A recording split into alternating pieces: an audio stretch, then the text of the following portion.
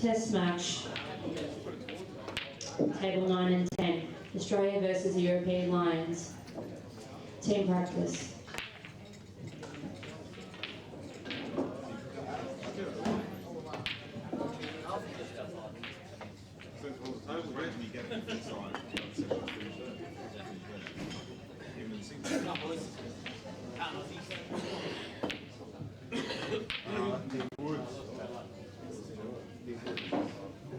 It plays a big bucket.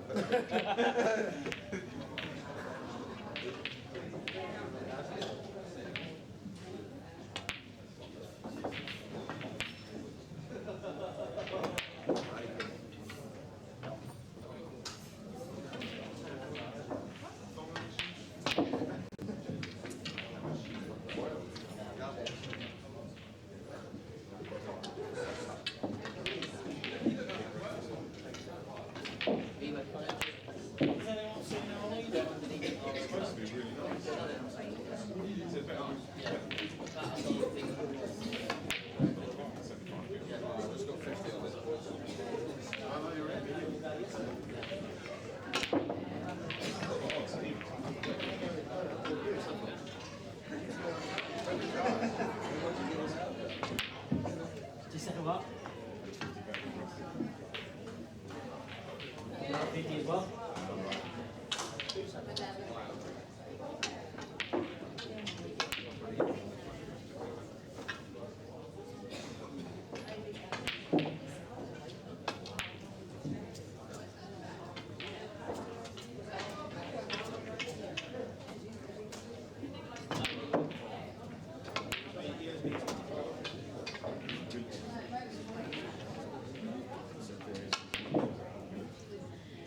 Masters teams, round 8. Table 11. Victoria versus New South Wales. Table 12. South Australia versus ACT. Home team practice.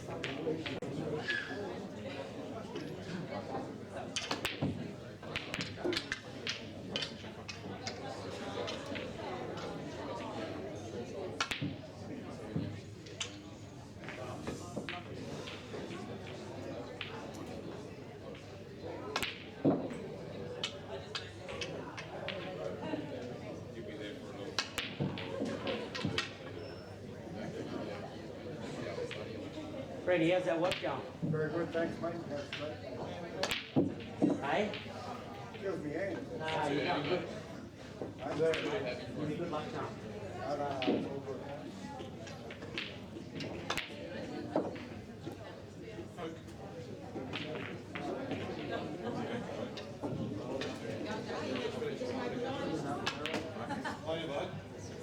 Come on, Ozzy's fire up! You got a headache, haven't you? No sympathy. You're probably hunting around, not cheering. There's a difference between cheering and talking.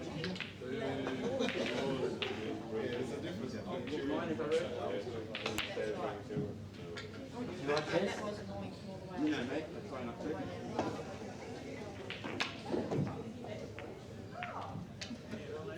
Good luck, boys. Fire up, Aussies. Let's get right in. You're not streaming that, we're all right. That's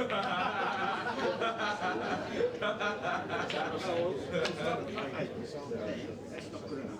That photo of a sweet me asleep has got 86 likes and it's been copied and pasted into mine over 10 Have you made up the joystick yet? Huh? Have you made up the joystick yet? Oh, mate, I've eaten 3 all for breakfast, you know.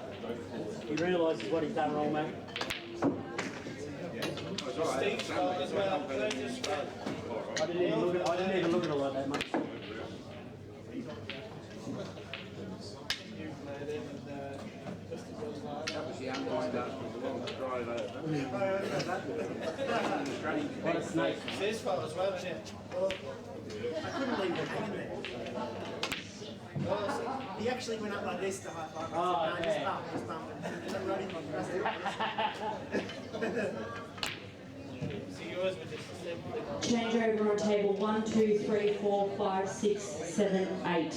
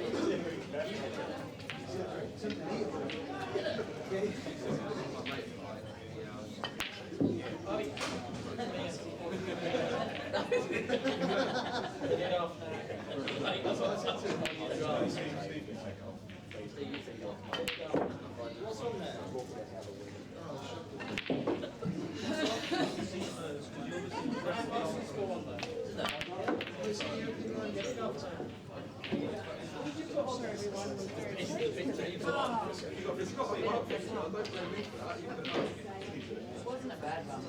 No, I knew there was one.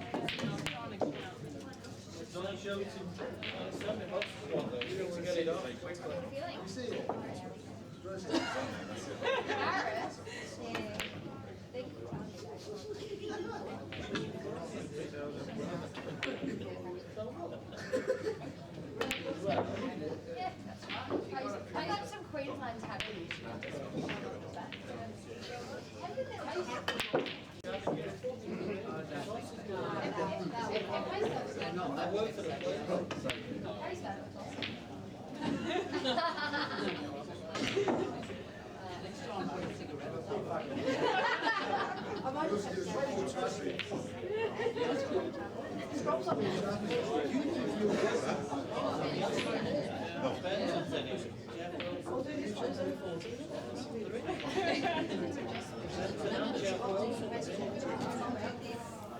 All good to go.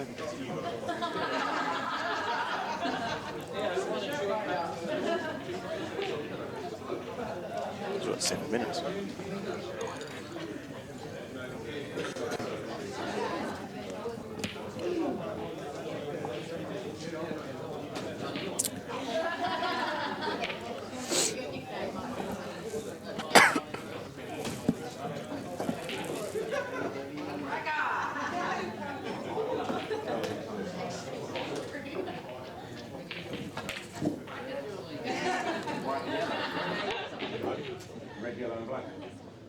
Change over on table 9 and 10.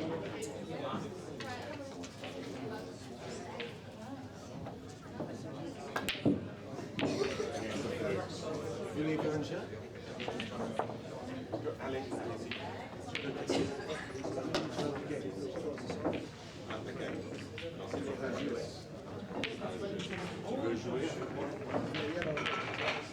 Friends, so you didn't know me.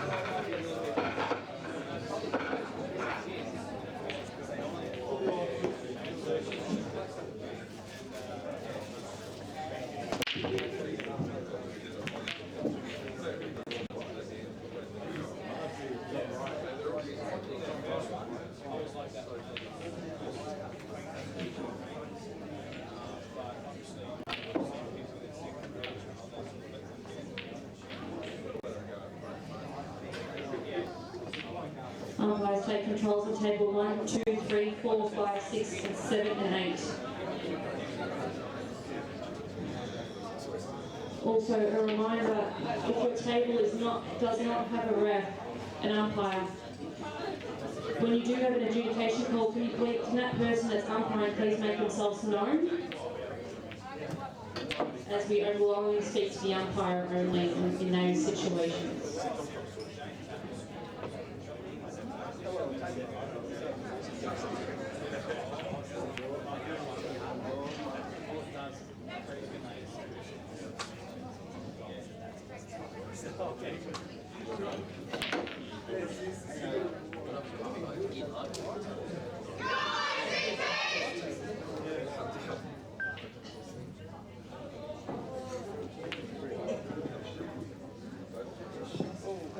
Tables 4, 6 and 8 will not have refs.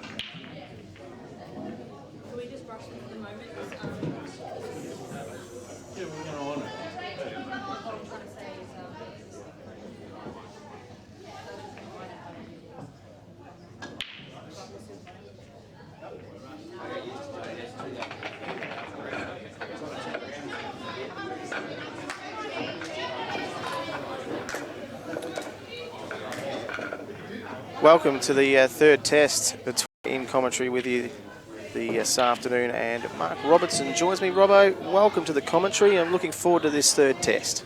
Thank you very much, Brad. Yes, so am I. The Aussie boys are 2-0 down, and I was just with them in their pre-match team meeting, and the boys have decided to try and loosen up a little bit for this match. I think they're a little bit too tense in the first couple. The Euro Lions have come here with terrific form, winning quite comfortably in the first two tests. So if they can seal the deal this afternoon, they'll take home the series. Australia, it's fair to say, probably haven't got the strongest team on paper for those that have been available for this series, but still a very good team. Yeah, not far off it at all. You could maybe bring in a few guys, and it might help a little bit. But that sort of stuff can also boost a bit of team morale. Maybe the Aussie boys know they've got the absolute best side. It might help them sort of mentally. But this side is very, very close to being as strong as it can be. You can see the boys in the background there at the moment. All the big names are there. First up, we're going to have Jake and Rusty for the Aussies to do battle. We're playing 3 rounds, I think. And, yes, 3 rounds. Yeah, so it'll be 21 frames, is that right? Race to 12. Yeah, race to 12, so best of 21, race to 12. There we go. Yeah. All right, so boys are just shaking hands at the moment. We had the invitational or international singles yesterday. Did you watch much of that? I was, what was I doing? I can't remember what I was doing. I saw bits and pieces. Yep. It was a good chance to actually relax a little bit. A few of the boys went out for dinner and just had a bit of a laugh. But I come in for watch the bits and pieces of the semis, and I watched the second half of the final. Standard looked very high. You had Jake McCartney against Carl Sutton, so you got 2 absolute world-class players there, and Steve Woods and Michael Scarry, another 2 world-class players. So certainly a very, very good pool. Yep, Carl Sutton came back from 3-zip down against McCartney to beat him 7-3. Scarry got the job done against Woods, and then in the final, Scarry defeated Carl Sutton, which was probably a little bit of an upset, even though on home turf, the final score I think was there 7-5 as we get underway here in the first frame of the third test match between the Euro Lions and the Australians. Rusty Wheeler to break, but he's come up dry. Yeah, a bit unfortunate break there. Yellows of the ball's looking good, and that's pretty much decided by... Reds are also nice, but there is a red on the right-hand cushion. It's pretty much the only dead ball on the table, so you're probably going to go for yellows there. And we've got the Frenchman Sebastian Ramey up against Jake McCartney, also underway. The English boys have had a good time since they've been here, and the other European players arrived in Melbourne on the weekend and had some team bonding and a couple of sessions on the drink, and made the trip, I think, to Kyabram a couple of days ago. Drove about 3 hours to see a bit of the wildlife and out in the middle of nowhere. Yeah, that's it. They seem to have been enjoying themselves. A good bunch of guys. I've had a bit of a chat with all of them. Yeah, they seem to be enjoying themselves. And, of course, they're winning on the table too, and that's always a bit more enjoyable. Hopefully the Aussie boys can slow that down a little bit so we can have something interesting to watch for the remaining test series. So David, I was having a good chat to David yesterday. He was beaten quite comprehensively against Rusty in the international singles. He said they've really enjoyed their time here and been welcomed by the Australians and by the Victorians and the New South Welshmen as well, because we're actually in Albury. Victoria hosting this Nationals here in Albury, a tremendous facility, the commercial club. Yeah, it was. It's a bit of a drive for everyone, but it's this venue is amazing. It's when I heard it was in Albury, I was very happy. I like Albury as in general. I feel it's pretty laid back. There's lots of nice food and a couple of clubs around, and everyone here is very friendly. And the venue itself is you got multiple places you can eat. Prices are great and everything. So first rate. 30 seconds. So David on the yellows, it's 3 balls remaining there, and looks like he is in control of this first frame. If that yellow that's sort of in the middle down towards the bottom of the table, if that can go to the bottom left corner pocket, this out is inside the red. Yeah, be pretty straightforward. It's all just a bunch of stun shots. But if it doesn't, he's got a bit of work to do. Well, may not matter. For Rusty. Well, this is exactly what the captain wanted. A chance like this, one that you should definitely make and definitely take. Got to start strong. Got to start early. That's really what he Need was. to be in front on the scoreboard early to Yeah. put the pressure on the Euro lines. No doubt about that. Captain comes out and wins the first frame. It's always just a quick, good boost to the team. So first frame, it's almost like it's worth 2 or 3. Both players at the table now for the Australians, Jake McCartney and Rusty Willer, haven't played a lot of 8-ball in the last 2 months. Jake through injury, through a hand injury, and Rusty through business and the like. So both of those players coming into this tournament, you could say, a touch underdone. Yeah, but both huge amount of experience and natural talent. The both of them, they've just got talent to burn. So they'll pick it up very quickly.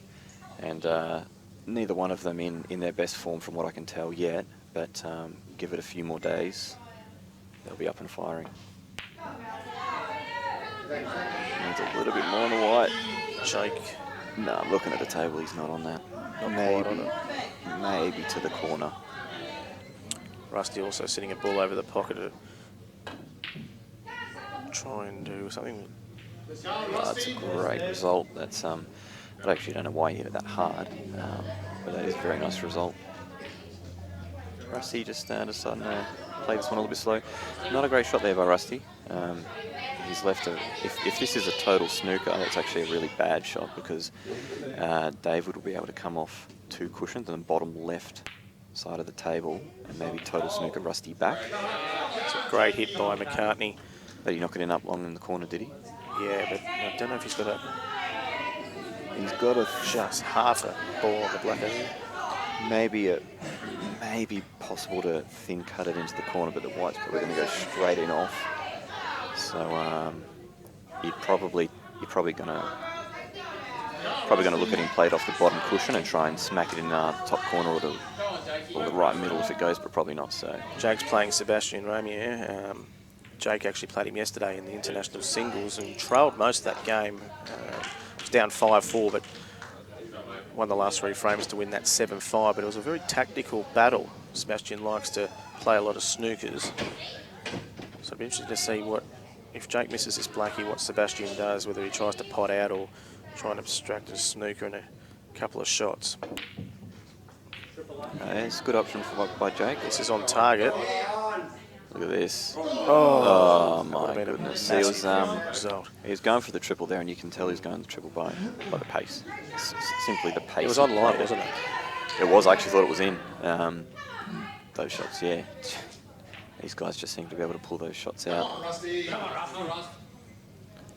So Rusty in a tactical frame, you won't see that this often. I think in a singles match, he actually would have taken the out on for his first visit to the table, but he's decided to pull up to really try and make sure of this first frame, which is a good thing to do, is like showing the team that yes, you can try and take on the 50-50 outs or something like that, but I think we've got to make sure of every single frame now, boys. Well, these two players, as I mentioned, Jay played Sebastian yesterday, Rusty played David yesterday, so they know each other's game a little bit because they've played sort of over the last few days quite a few frames against each other. Advantage Australia. Whoops. He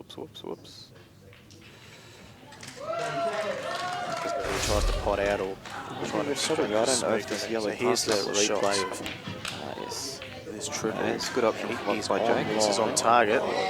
Jesus, look at this. Oh my goodness. 8 inches. Well, Rusty's just gotten 2 shots. He's forced the error by David because Rusty was gaining the advantage quite strongly in that tactical battle, so David's gone for something aggressive and it did not work. I don't think this yellow actually passes to the top left corner. So Sebastian here is actually in a bit of trouble. I don't know if it passes to the left middle either.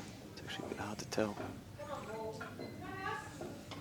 He's going for a snooker here, or maybe pot to the bottom left. It's actually hard to tell what he's... Yeah, that's just lucky he didn't try and do that. He's tried to cut the yellow in. And he's actually might have maybe gotten a bit fortunate where the other yellow landed too, actually blocking the very simple across the table shot. I don't know if it's blocking it on. It might not be. but this shot was very simple. Now it's a little bit more tricky. Right. 30 seconds. So the Australians at the table on both of the tables and in control of the first 2 frames here.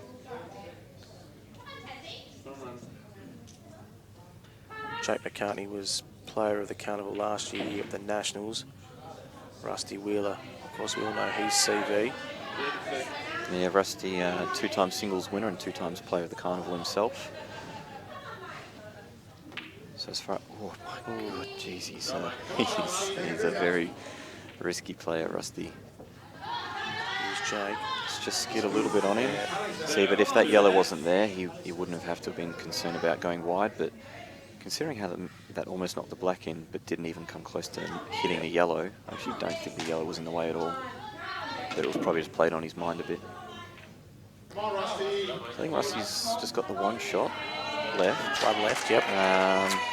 Should be able to clean up here. He should be. This is the key shot here. He's got to land nice on this red. Yes, Rusty. It's a good result. Too far. Yeah, he's come back a little far there. So that black doesn't really go, so I think you'll see him just plays what he's playing with bottom. Oh no. Well, he said get up, but he probably meant like more topspin to come down to the bottom side of the table. This was an out. He really should have made it with 2 shots. So he Two would just be shots, kicking yeah. himself here. So what does he do here, Robbo? A couple of things you can do. You can try and kill the black or kill a yellow. You could play an aggressive shot by trying to play along a triple or something like that, kind of like what Jake sort of played. But the yellows are sitting in a very nice position. There's really not many places you can hide on the table. 30 seconds. Me personally, I'd be looking at probably killing it or killing the yellow.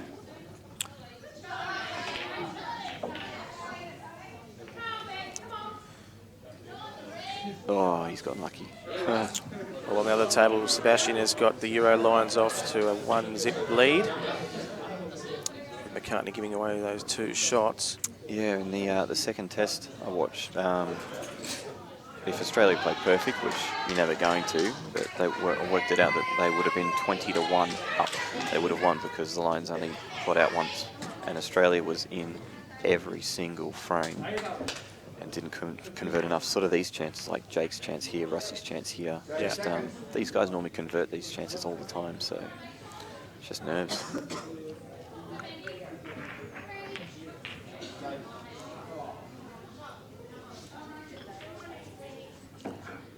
So this yellow doesn't go, but the black does. So it's landed in a perfect spot for Rusty. There's a chance you'll see him pop this and actually bring the white up the table, so it's sort of in a line with the yellow and black. I think he's going for the extraction here. I don't really like this shot. I really like that shot. I would have brought the white up to the right-hand side of the yellow and then just played a snooker. Justin Sage about to do battle with Carl Sutton. Actually also met yesterday in the international singles. I think Carl just got him in the end. Yeah, it was very close battle. 5-5 all, and I think Carl broke and pot out in the last, I think. Carl, a very experienced player for the Euro Lions and also held in high regard, one of their top guns, so that'll be a really good game. Probably going to see him play off the right side of the black here and swing the white off a few cushions around the table. Oh, look at this. Great shot. There we go. It's a top shot, isn't it? That's where I felt David gave up control of the table when he took on that extraction on his last visit. It was unnecessary. I think he could have just played a very easy, solid snooker. It couldn't have gone wrong. Rusty would have been in a lot of trouble. Now David is in... he's just pretty much going to go for the 2 cushions and total snooker, but the angle is really bad because the left-hand middle pocket's in the way. So it's a bit tricky, this one. 30 seconds.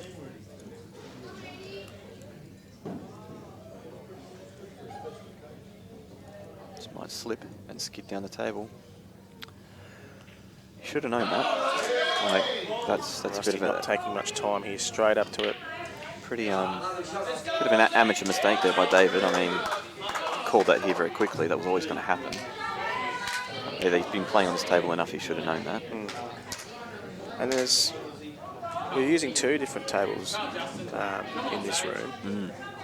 Can you explain that to the listeners? The tables that we're playing today, the JR tables, yeah? Yeah, the all-star pool tables. Yep. There's 6 of them in the venue, and then I think there's the True Line tables. Both very different styles of tables. Me personally, I prefer JR's the all-star pool tables, just personally. I know there's a lot of people who do like the True Line tables as well. I feel the main difference is JR's tables that the pockets are a little bit bigger, only by a little bit, but they're mainly a bit more bouncy, a bit more zippy around the table, so a bit more consistent with the white, where the True Line tables, the cushions sometimes die on you a little bit, so the tables are a little bit slower. Yeah, that's the general consensus I've got over the last few days, that from the English boys as well, that the tables just a little bit slower and that they like the bigger pockets.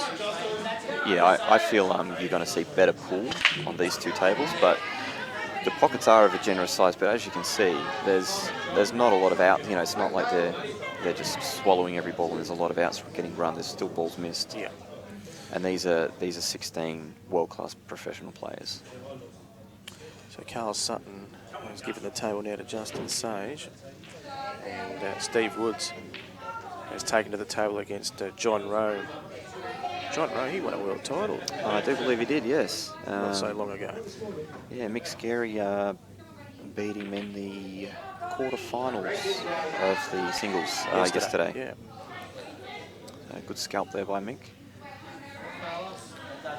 He's also on the Australian team. He'll be up shortly. Mick Scary. He's the reigning Nationals champion here in Australia. Hasn't been in the greatest form over the last 6 to 12 months, but just over the last couple of days, he's started to hit a nice ball, and he might just be coming right at the right time. Yeah, finding some good stride now. The international singles certainly has done him well. Hopefully he continues that form into the Australian singles title and the teams event, hopefully. So John Rowe's on the red balls at the moment, and not a good shot there by John at all. He really needed to land on this red on the left-hand side of the table, but he's accidentally bumped into it.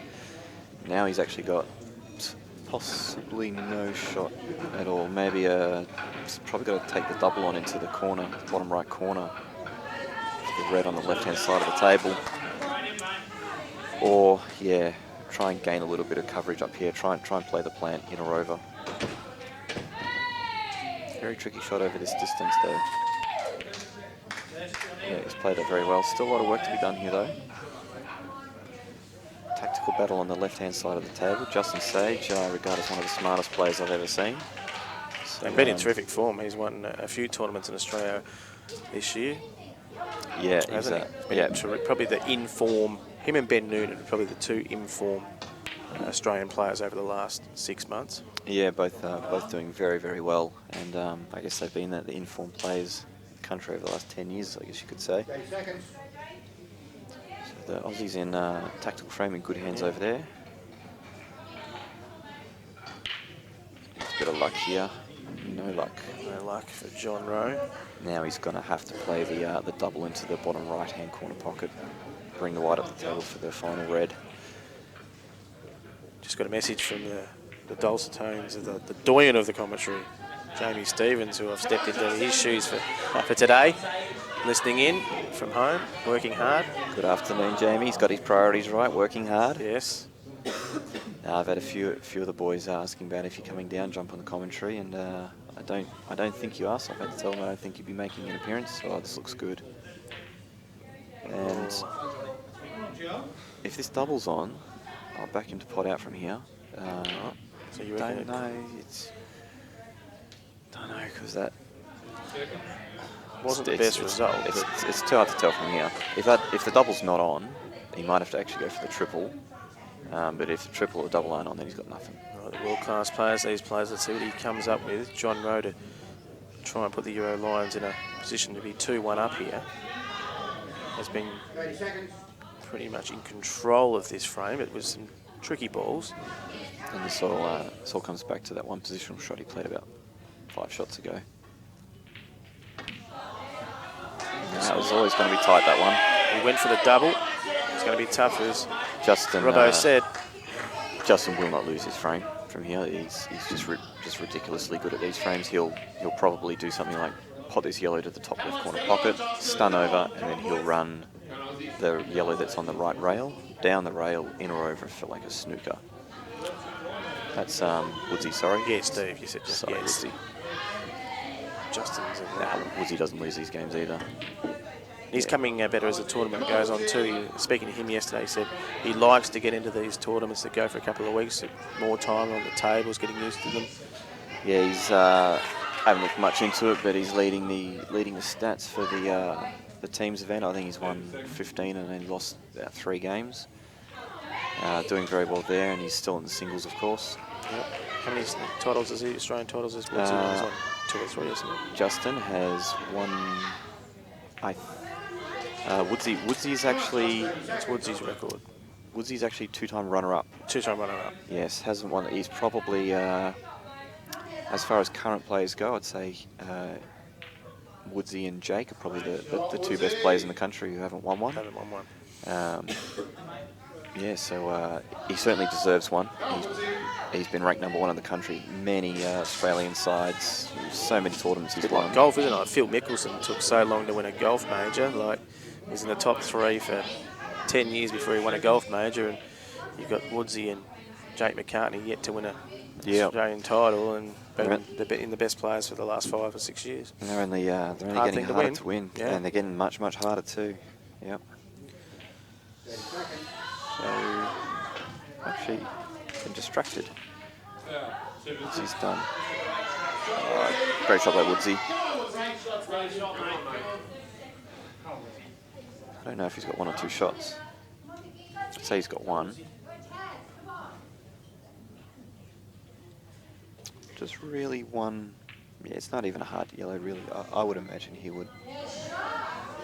I thought he would be playing the yellow to the bottom right corner pocket, right, and then playing that yellow just that he hit then.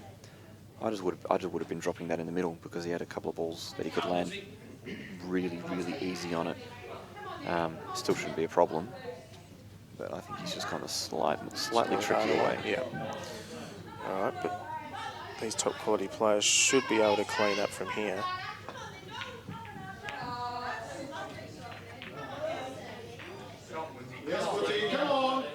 This frame's over on the right-hand side of the table. Just going to do just a few standard shots. What's happening on the left, we'll get to that in just a moment, is when Woodsy cleans up. It should be 2-1 to Australia in just a moment. Steve Woods to defeat John Rowe. As we watch, Woodsy won't take much time here. Straightforward black into the middle left pocket. As Australia go It's 2 straight here. 2-1 up. But Carl Sutton's got a chance to make it 2-all against Justin Sage because he's on the yellow here, Robbo. Yeah, very poor shot he's just played there. I don't know if he's got angle to pot it and stun over. Or he might be looking at screwing all the way up the table and all the way back. No, he got angle. Never mind. Just pinch the pocket there to create the angle. So he gets himself out of trouble and makes it 2-all. Justin Good start to this match. Yeah, Justin not happy with that one. He doesn't often lose the tactical battles, so I'm not actually sure what happened to make him lose that one, but he doesn't look very happy. Aussie boys have mixed it up a bit today, a bit of a team bonding this morning. Robbo, you were in with the team meeting. What was the mood like? Yeah, it was a bit of a laugh in there, just everyone cracking jokes pretty much. I was in the second test, the Aussies weren't doing well and they were having a team speech, and Nick Young's gone to me, what does Rusty say to the boys here? And it's like, well, they're all such good players, they know what they did wrong, they know what they need to do on the table and everything like that. I thought if I was out there and struggling as well, I thought I'd probably just want Rusty to crack a joke.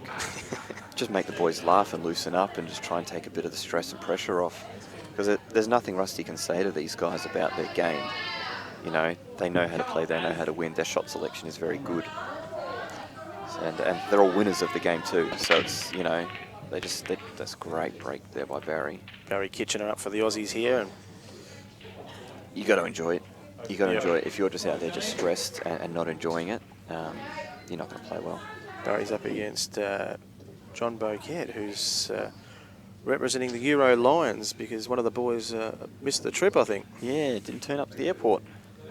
Carl O'Donoghue. I was actually looking forward to catching up with him. I've met him on a few occasions, but no joy this year. So, yeah, John plays for New South Wales too. Great player. First time I've seen him play, actually. I've been pretty impressed. So it's handy he's been able to fill in for them.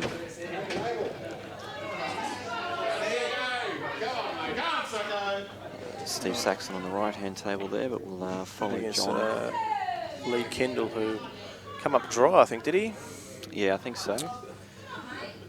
John here on the Reds, he's got a lot of work to do here. There's a couple of tricky ones. That's a good shot. You've a good chance to see him play the red to the top right-hand corner pocket and screw over to the left-hand side of the table and run the red down the rail. He's not the tallest guy, so he's going to have to get the long stuff out.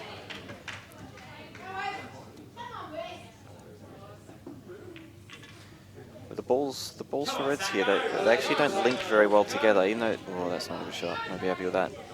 They don't link very well together, and what I mean by that is you pot one, and you have to do a bit of work with the white to naturally get onto the next one, and that makes it hard to land nice on that one to naturally get on the next one. So I'm going to back Barry to get a shot here. This is a very difficult shot. He's played it nicely. Still tricky. It's just the way those two yellows are on the bottom half of the table are just in a very annoying position. Just for the natural flow of the white. He might try and drop this in and play the red to the left middle and then sort of try and stun over for the right-hand rail, and then he'll have straight black to the left middle. Okay. So good effort if he makes this. Because it was a bit tricky, so it'll be a good out if he can make it. 2-all at the moment. 3 rounds best of, well, 7 frames. Raised to 12 best of 21. It's been pretty impressive by the young kid, as you mentioned. Got knocked out in round 1 of the singles here at the Nationals, but yeah, I'm not sure who played him. Michael Hayes might have played him. Oh, yes, SA. that's right. Yep. Left-hander. Don't see many little left-handers in the nervy game. So at the start of the trip there, those were actually falling in. They were going in because of the new cloth. The balls are just skidding off the pockets and going in. But now they've had a bit of wear. They've got a little bit more grip to them, and that's just slowed hung. down a bit. Yeah. So can Barry make him pay? Yeah, well, there's a chance he can have a go at the out. He's got a couple of tricky yellows. He certainly can have a go at the out, but you might see him be tempted to play a bit of a snooker on the right-hand side of the table up the top, because there's a few yellows in the way that are blocking natural paths. But I think Barry will be wanting to have a dip here. If he's having a go, we'll be playing this yellow that's closest. Yeah, he's going to lay a snooker here. The reason why he didn't play that yellow closest is because that's one of the balls that's blocking that natural path of escape. So I'm pretty sure here you're going to see him lay a pretty good snooker. Steve Saxon doing a good job against Lee Kendall at the moment. Sacco made the finals of the Nationals last year. As Baz plays that shot that you spoke about, plays the snooker. It would have been good if he could get the white really nicely tucked onto the right-hand cushion though, because he does have the option for a masse, or if he does choose to come off a cushion or two, he can now use a fair bit of side to control the white. If the white was just hard on the cushion, it's just a lot harder for him to play whatever shot he wants. Steve here. Oh, he's hit it too thick. Reds are still a bit tricky, but Reds are definitely favourite on the other Steve Saxon's table. Okay, so the game's just taking a bit of a swing. Yeah, pretty much all he could have done there. It's just a survival shot, just staying in the game. John gives away 2 to Barry and gives him a chance, so could be looking at 3-all. What you do here now with Barry is bounce a dead ball off, say the yellow on the left-hand side of the table, bounce it off the cushion, and then just lay another snooker. So keep sort of freeing up your dead balls, laying snookers. If he's potting this, then he's deciding to pot out. I just felt that. Yeah. Actually, now he's got this yellow on the bottom right-hand corner pocket.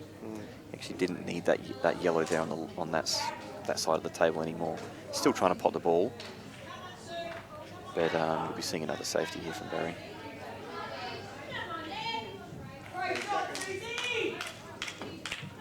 That's a shot, Baz.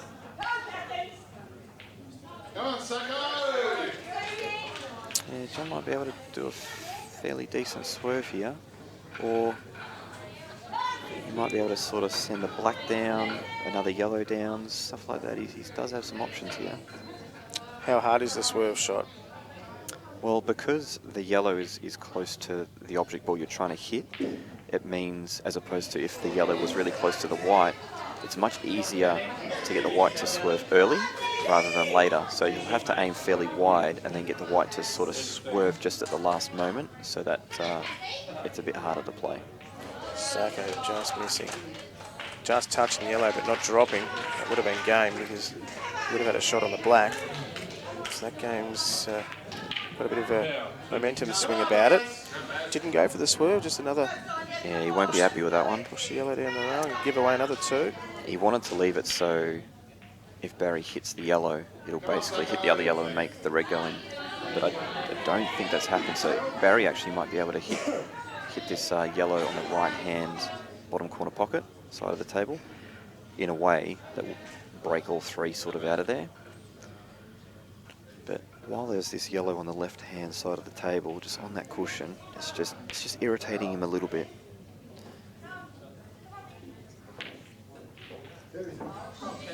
QBall TV and Dan Lynch doing a terrific job throughout the Nationals Carnival, and I'm sure there's plenty of people over in the UK watching. What about to Dan? Nearly 100 odd or so tuning in at the moment. But no, I'll tell you what time it is in the UK. It would be early in the morning. Very early in the morning, maybe 5 in the morning, something like that. Yeah. So Lee's pretty much, he's got 2 shots there. He's had a dip at the double, the long double up the table.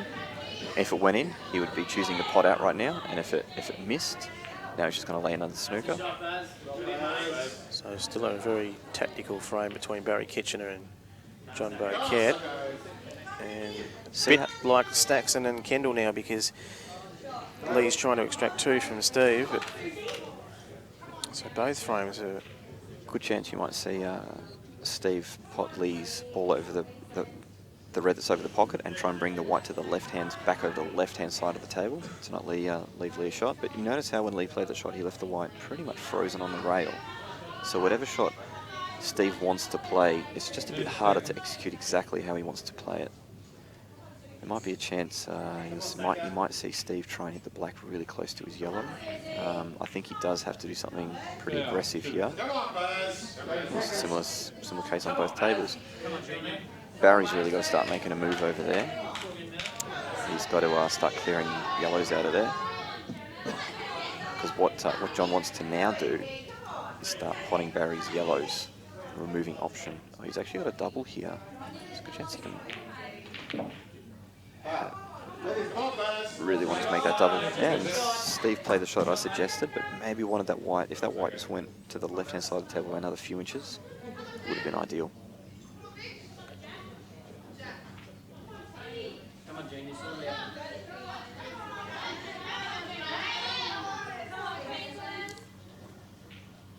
So Lee, another left-hander. So don't have many left-handers in the game, do we? But we've got Nah. 2 at the table now. Whitney Robertson's all right. Haha. I'm allowed to drop his name, he's my brother. That's not a great shot there by Lee at all. So this should really be game out of Sacco. So Steve just playing a really tight frame there after his mistakes, and just trying to draw the error out of Lee. He did. Sometimes if you just hang in a frame, you're not exactly sure. Good shot there by Steve. You're not exactly sure how you're going to win the game. You do have plans, but you just try and draw mistakes out of your opponents pretty much like that. That's not a great shot at all. I hate the way he played that. I absolutely hate the way he played that. Well, he gets away with it. And People miss balls and they lose the white and stuff like that. That's just because they didn't execute the shot very nicely. He sort of rushed that and got down and didn't put the effort that was required into that. And that could have been extremely costly. And as far as from a team point of view, extremely frustrating to watch your teammates sort of do that as well. If it's a singles match, then you just, well, you've only let yourself to blame and let yourself down. down. Yeah, let your That's teammates right. down. All right, so Steve Saxon gets away with it. 3-2 now to Australia over the Euro lines. A must-win match to stay in this Test series. Best of 5, they trailed 2-zip.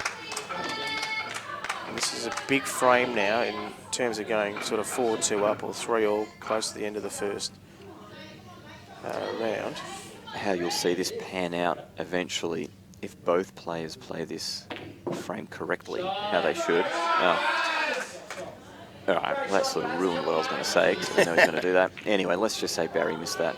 Most likely how you're going to see this game goes with Barry and John, if they both played it correctly, is Barry will end up having 2 shots on the black and the white in a very tricky spot, so he'll have to extract it nicely and then try and land on it, then pot it.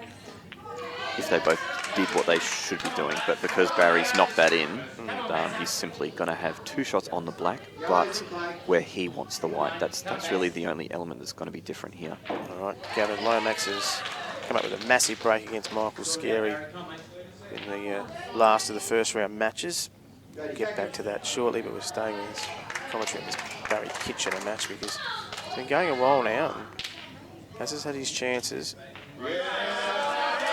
Yeah, so now Barry's going to be playing 2 shots on the black on his terms, sort of where exactly he wants the white. So you can imagine some tricky spots on the table where the white could be, say the bottom left corner pocket. Yep. That's where John normally would have left him.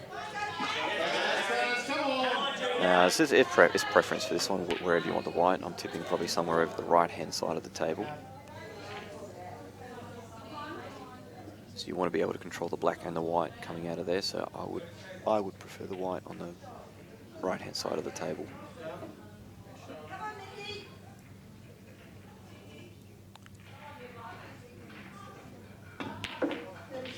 Wants a bit more.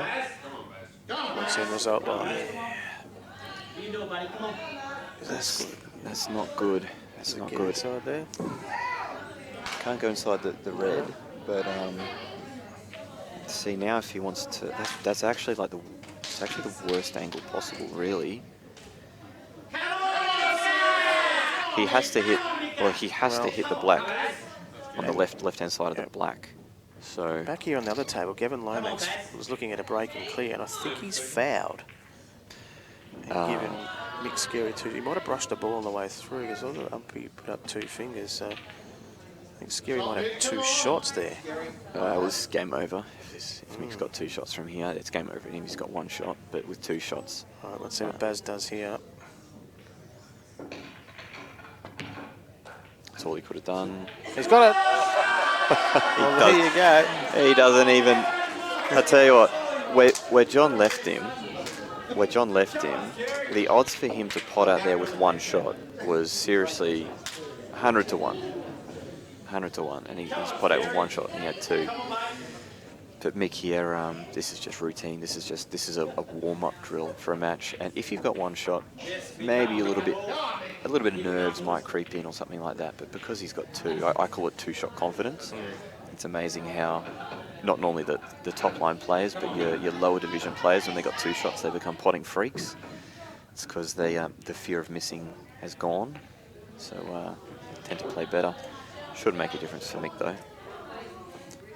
So we might just see what error he made before Gavin Lomax, because he was just in total control. Here it is now. What happens, Robbo? I don't know. Did that brush the red first? Can we possibly see it again? Because Mick should just be able to Tell you block what, these. brave call to say they hit the red first. Hit the yellow first. Just the yellow first. Push shot. I say I'm going to say it was the refs called a push shot on him because there was a. The only way the white can do that is if it is a push shot, but we don't really call push shots in an Australian 8-ball due to a sort of technical. It's a big call by the technical ref. issue with the rules. But Mick hasn't. But because there was a fair bit of a gap there. Yeah. would have been frame over, so definitely 2 shots because Mixed used one of them there, and it's going to be 5-2. See him probably play top spin. It looks like he's maybe starting off 2 cushions. Top spin. There we go. No problem. He hasn't done it the ideal way. It's his positional shot on his fourth last red that he played wasn't great, but led to him needing to use his 2. But so the Australians get a little lucky in a couple of those last frames in the first round. They actually lead now 5-2 after the first round, so that's a good little lead, isn't it? Because it is. The first few matches were tight, and Gavin Lomax probably should have won that frame. That's a 2-shot swing, and in a must-win match, that's a good start for the Australians. I'd still rather see the Aussies play how we all know they can play. Obviously, the Lions there play probably about as bad as they can play. You're not going to see that often from them, but I would really like to see the Aussies. I'm happy they're 5-2 up, but I really want them to showcase their skills here. They don't need 2 or 3, 4 chances a frame. They don't need 2 shots to pot out. They don't need all this stuff. So I want to see some good pull out there with 2 shots. Let's have a look at Baz's shot again here, Robbo. Pretty much done. He was. He's got it. He definitely knew it. He Well, does there you look go. in the pocket, but he's just played at a pace to bring the white out as well. So as you can tell, let's say that black didn't go in, it was going to land somewhere pretty sweet. So he probably wasn't going to need the 2. The biggest danger was the white going in off.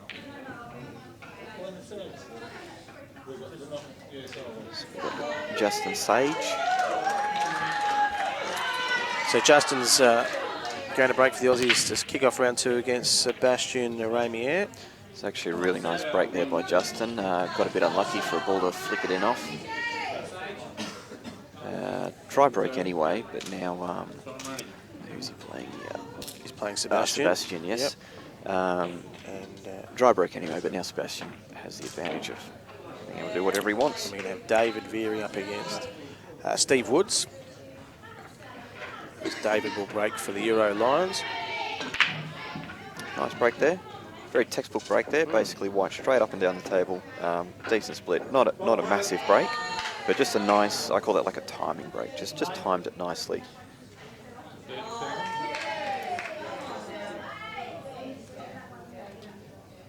Got a little distracted by the Iceman Alec Evernatis here. On the Captain Morgans already. Obviously not taking this tournament overly serious this year. No, I spoke to Alec earlier this year, and he said he doesn't care about pool anymore, and he's not interested. Yeah. No, that's a total lie. Just comes to drink and catch up with people. No, I saw his match against Justin Thursby. It was a very high standard match. Alec lost 5-4. Hardly did a thing wrong. Justin broken pot out in the last, and you're not going to find a better team man than Alec. He will fight tooth and nail for every single frame for as long as he's alive. So good to see him here again for his 95th Nationals in a row. So David got a red in. Oh no, sorry, he got a yellow in and decided to go with the reds. A lot of work to be done here with that. Pretty much the red on the bottom cushion there. Sebastian's missed the yellow in the bottom right pocket. Gives Justin Sage now. Justin Sage a chance now. If they could win the first 2, it'd be 7-2 up. It'd nearly be an unbeatable lead. Yeah. Well, you're the odds expert. Yeah, 7-2 up. That'd be $1.10. Yeah, $1.10, $1.15. Yep. But David wanted to land angle on this red to be able to. Okay, maybe he didn't want. I felt he wanted to land angle on that red to be able to play the red on the bottom cushion next, because it's not easy to land on this red that he's on now, to land really nicely on that red on the bottom rail. He's got pretty good angle here, but he can pretty much only just drift it in and run the white down about 6 inches. Can't really do a lot more. So he wanted a better shot on this red, but he still should get this red, and the white will naturally come up for the other red in right middle. Oh, wow, that is probably the worst shot I've ever seen Justin play. And it was on reds, and look at where the reds are. yeah, So what happened there? I pray he does that later on this afternoon when we play in South Wales. Great shot there by David. Yeah, he's going to clean this frame up. Either- What happened to Justin there? Why Either some of the colour make that mistake? lack of concentration or nerves, but Justin's very experienced. I don't think, maybe a combination of the two. Bit of nerves kicked in and maybe caused the lack of concentration. That's the only excuse I can give him. So David does it. Steve didn't get a shot, did he? No, nothing you can do about that. You just got to stand there and watch and pray. As you said, a nice break, a timely break. Balls were nicely spread and pretty much job done from there. That's it, pretty much. At the top level, all you want is a chance in a chance a game. You just want a chance, and sometimes you're not going to get a very nice chance, but you just want to be able to get your hand on the table to do something. So it brings it back to 5-3. So this now becomes a really important frame again. The gap will either kick back out to 3 or be back to 1. And Sebastian on the yellows up against Justin, who made that mistake moments ago on the reds, when they all look to be, as you say, rather than knock-ins for a guy like Justin. Yeah, and they were just building a very nice lead, the Aussies, so that could come back to be a pretty big key mistake as far as the match. Bit of a momentum killer. That's it. So we've got a big game. Beautiful underway break now by between- Jake. That's pretty much absolutely spot on. If you could do that every time, yeah. Jake if you could do that every McCartney, time, you'd be world champion. Carl Sutton. All right, it's a big game. Has he dry break? Has he off that break? So that's really irritating because you work hard on your break and concentrate and practice and stuff like that, and you do a Don't get break a like result. that, and then they land like this against a player like Carl. I don't think Jake will be getting a shot. So Sebastian to make it 5-4 now and capitalise on that Justin Sage mistake. So I mean, about that first round, yes, the Aussies were up 5-2, but the majority of those frames came from poor errors by the Lions. Yeah. He got a kick there. Still not the end of the world, but he was meant to hold on that red for the bottom right yellow. So we might have a look at that because we haven't seen it a lot so far, but this is a big match, and Carl, as I mentioned, played Jake yesterday in the international singles, was 3-zip down, McCartney on a roll, and then railed off 7 frames. Jake missed a couple of balls, but Carl didn't miss a ball in those 7 frames. Yeah, that's got to happen. That's when your break's got to work. So I'm about to have a look at this replay of what a kick is, and a kick is when you get a bad contact with the white and the object ball you're hitting, and it just throws the white or the object ball off in a completely different path than it normally would. And poor errors by the Lions. Yeah. It's hard to tell there, but the white did like a little jump in the air at the end of the world, Just and hit it it, yeah. threw it off really wide. Normally that would have actually hit the red and sat where the red was sitting. That's how much it threw the white off. As it turns out, not a big drama because he landed on other balls.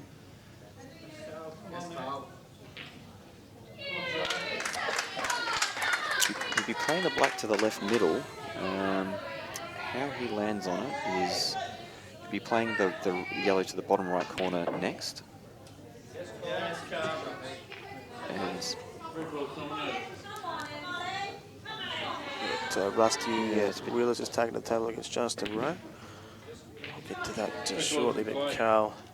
he'll, looks like now, I think his plan is to play the yellow to the right middle and then play the yellow to the bottom right-hand corner pocket with top spin and come around those 2 reds, sort of off the bottom cushion. So just drop this in.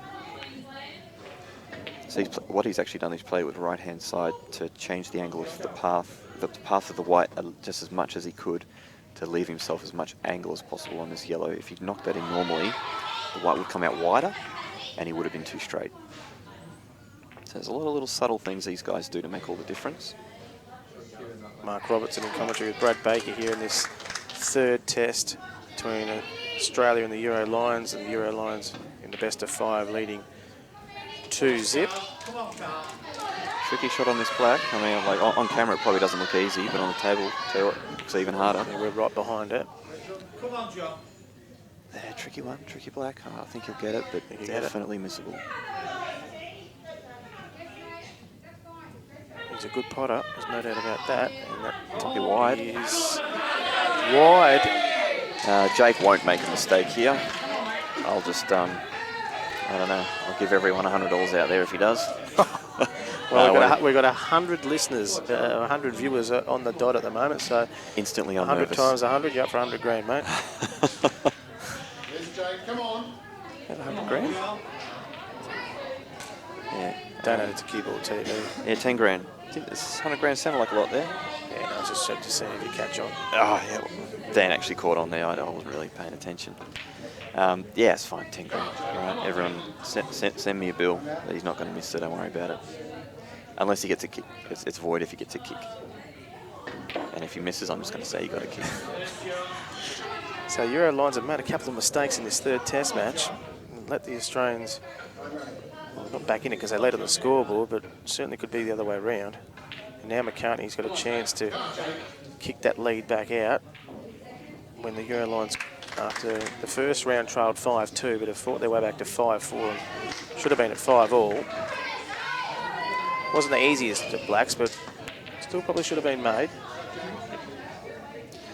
Bad shot by John. I don't know if he got a kick or not, but that's a really bad shot to leave himself this angle. I don't know if we can get a replay of the shot John just played on his last red there, because the guy's pretty sure, been told he's the world champion at some point, so I think I would know. I sometimes lose track.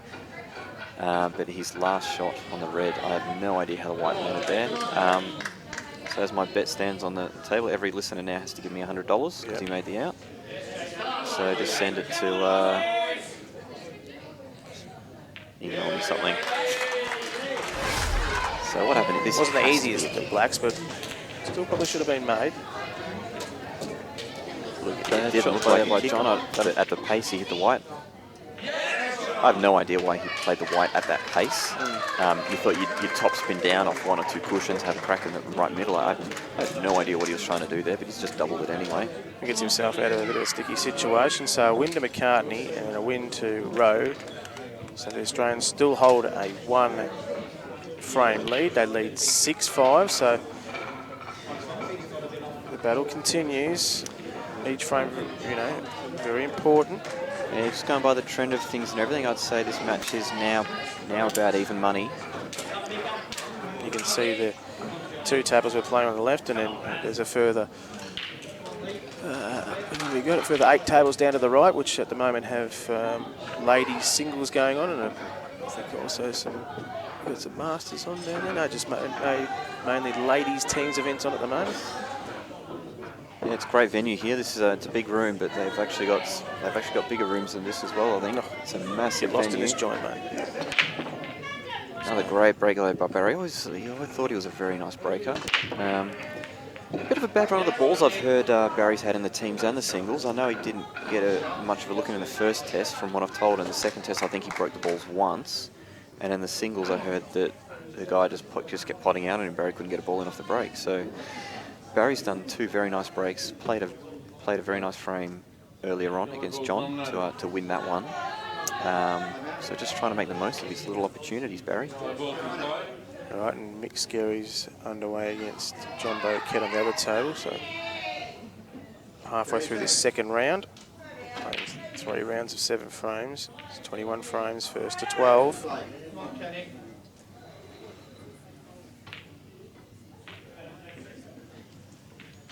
How's the quality been in this series? The quality of 8 ball in these 3 test matches, Robert? You've seen most of it? Yeah. I would actually... A little bit below par? Yeah, I think well below par. I think every single player, as far as I can tell, if you ask every single player, they would say they're playing below average, and I'd probably agree with them. Maybe, from what I've told, just off the top of my head, I think Jake's probably looking all right out there, maybe making the least mistakes. Yeah, I don't know why they're not playing very well, because they've all been here a while now, having a good hit. The tables play great. In the singles matches, they're all running racks left, right and centre and hardly making a mistake. Just that extra pressure. Yeah, just, a lot of pride on the line, playing for your country. That was a great shot there by Lee. That was a fantastic shot, really nicely controlled.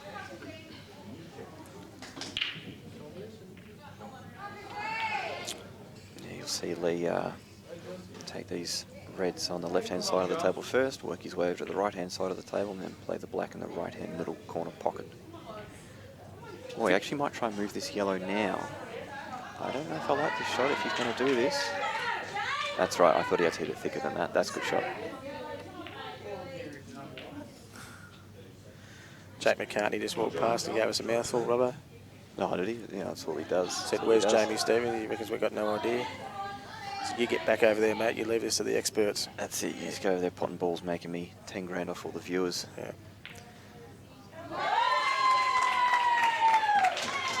So Lee Kendall's trying to tie it up at 6-all, and it looks like the Euro Lions could even go up. Oh no, on the left there, I was about to say go up with a lead, but Hear the Aussie boys roar there. John has rolled into the left middle and given Scary 2 shots.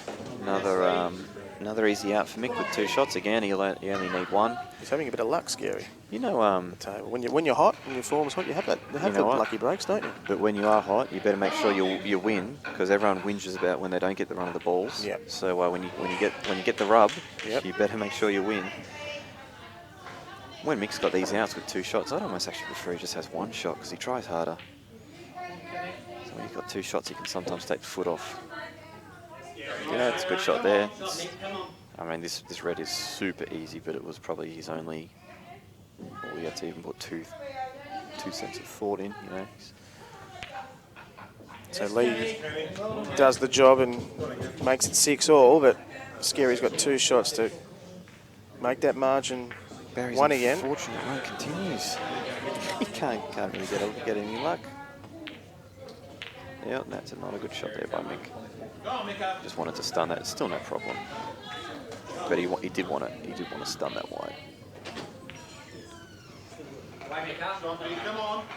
So Michael Scary having plenty of luck in his 2 frames in this 3rd test match, getting 2 shots. His last game, 2 here. You know, we'll only need the 1, you would think. Yeah, it's actually a bit easier than what the camera looks. It's a hard shot. So 7-6 to the Australians with 1 frame remaining in this 2nd round. Steve Saxon is up against Gavin That Lomax. rack's a little bit skewy. Yeah, that's not straight. Yeah, he's picked up on it quite quickly. Steve Saxon using his million frames experience. That was a mile off. That was going to be a 45-degree angle. Yeah, it was the adjudicator's time to shine there, racking the balls. And he didn't step up. He twitched racking the balls. That looks very straight. That's beautiful. That's beautiful, yeah. So this... Steve Saxon, many time Australian representative. He's not done the best break there. The reason why that break didn't go very well, if we can get a quick replay on there, Dan, actually, just so the viewers make sense what I'm about to tell them. Because Dan worked pretty hard here. Yeah, so earning his Just money the today. break. Obviously the rack was straight, and Steve had it lined up very straight. So what you want the white to do is hit the front ball in the middle. Representative. He hits it off to the right-hand side. Boom. So the white. See how far the white went to the side. Done the best. That meant there. So much why that break energy of the break went to one side of the pack. So when you put the white straight in the middle like that, you pretty much got to hit that front ball straight in the middle. So if you do hit it off to the side at all, you're pretty much just going to get a very ordinary break, or even going off the middle pocket a lot of the time. Well, Gavin made that, wasn't a mistake, so to speak, in his first match in the first round. It was that rule you spoke about. You might want to explain again what happened, because... Yeah, well, the white was about, it looked like probably about 2 or 3 inches away from the object ball, and Gavin's played a shot, and the white's run forward after the shot. But what would have happened is, when he's hit the white and the white's hit the object ball, his tip has then come through again for a second time, and hit the white and pushed it forward. Sometimes gets called a foul, sometimes doesn't. The rules are a little bit funny about it, but the umpire must have definitely thought it was a clear shot. I think the rules say something like if it's visible to the eye that you can see it got hit a second time, then it's a foul. So I guess the umpire could make that call clearly enough. Right, so he may be not nervous stepping up here, but not wanting to make a mistake when he was just going to win that frame. So he'd think that he really needs to win this one just for his team and get it back on an even keel here at 7-all, because this is the last frame of this round, and if the Aussies can win here, it'll be a big... No, that's a terrible shot. Terrible shot. to get 8-6 up and win this test match. So what happened there, Robbo? All he had to do was pot that and run forward about 2 or 3 inches.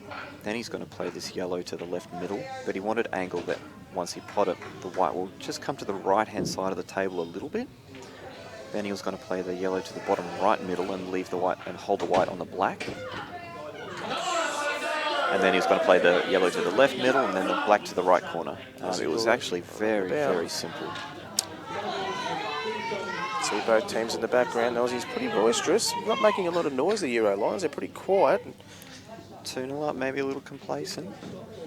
Getting a bit tired and looking for home. These Aussie boys, they get one win on the board. I would not be surprised if they come back and win at 3-2. But mistakes in these 13 frames so far, the Euro Lions. They've never been big supporting, cheering guys. They're like I've been to a few world titles, and they don't often get up and about and support and cheer and roar and everything like that. So can Steve Saxon make Gavin Lomax pay again? What are the chances of an out here? Steve's a bit more of a steady player than the other boys. Have to have a look at the table after this. He can really only just drop this in. Let's see here, he's going to pot that.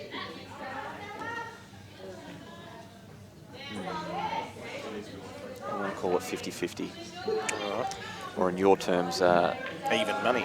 No, in your terms... $1.90 each. $1.90 each, yeah. I'd say even money from here. He's had to pull up. He's just drifted to $2.70.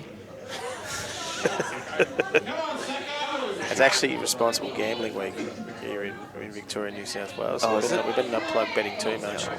There's plenty of it going on downstairs. Yeah, but that's playing the horses. Playing the silly machines, or at least with the horses you can pick something. Yeah. At least you can decide something. Well, picking a winner here at the moment, 7-6 up, is pretty difficult. If the Australian go 8-6 up, they're probably slight favourites. No, you're about to put a figure on it. So what's he going to do here? He's going to go put the red in the middle left pocket. Got to have a go here, I think. Drop this ball in, and then you'll probably play the red long to the corner. Okay. Yep. I don't see. Okay, this is the difference to me. He didn't want to land there. This is the difference to me personally with when I watch Steve play as opposed to a Justin or a Jake or someone like that. Justin or Jake would have just dropped that in. Then they would have played the red that's in the middle of the table long up the table, back there potting, and then the white would have naturally come over for the red on the right-hand side of the table. And then they pot that, then they drift down for the red on the bottom cushion and play the black into the left middle. But Steve's tried to make it a bit easier for him on this shot and try to land on the red in the middle, and in doing that, he's lost control of the white. He should have backed himself to just play the red long. That actually, if that went in, that actually landed an absolute treat. But yeah. Very difficult shot. Got to back your potting, Steve, there. Maybe I'm wrong with the white, but I had a look at the table, and I don't think I was. He tried taking the easy way out there. Took the wrong option.